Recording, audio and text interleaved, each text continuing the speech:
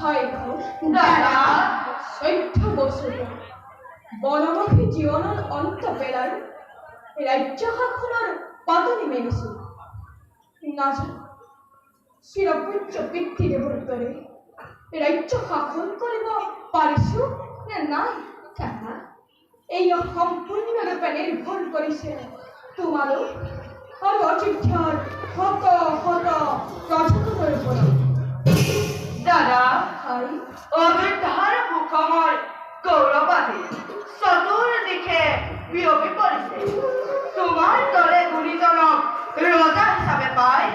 ধন্য আজি অযোধ্যাৰ পতাগত আৰু হত ধন্য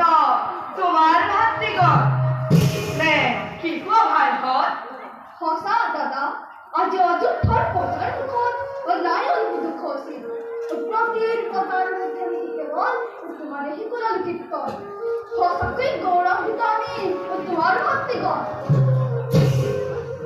হয় লক্ষ্মণ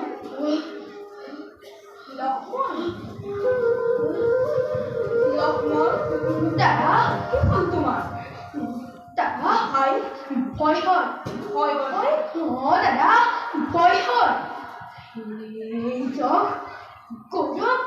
আৰু কিমান দিন থাকিব সঘনে কিয় মোৰ কঁপি উঠে মন নাজানো দাদা মই ইয়াৰ কাৰণ তুমি জানানে দাদা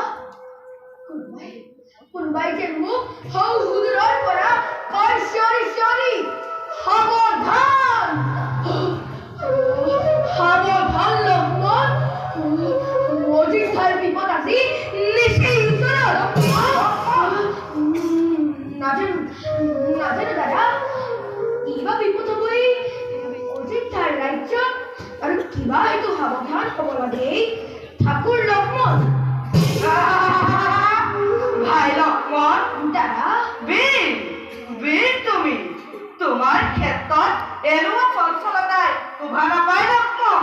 দাদা সঁচা কথা ভাই দাদা যেতিয়ালৈকে আমাৰ শিৰত পিতৃ পিতামহৰ আশীৰ্বাদ থাকিব তেতিয়ালৈকে চিন্তাৰ নেদেখো কালি ব'লা আমি ক্ষন্তেক বিশ্ৰাম লওঁ ব'লা দাদা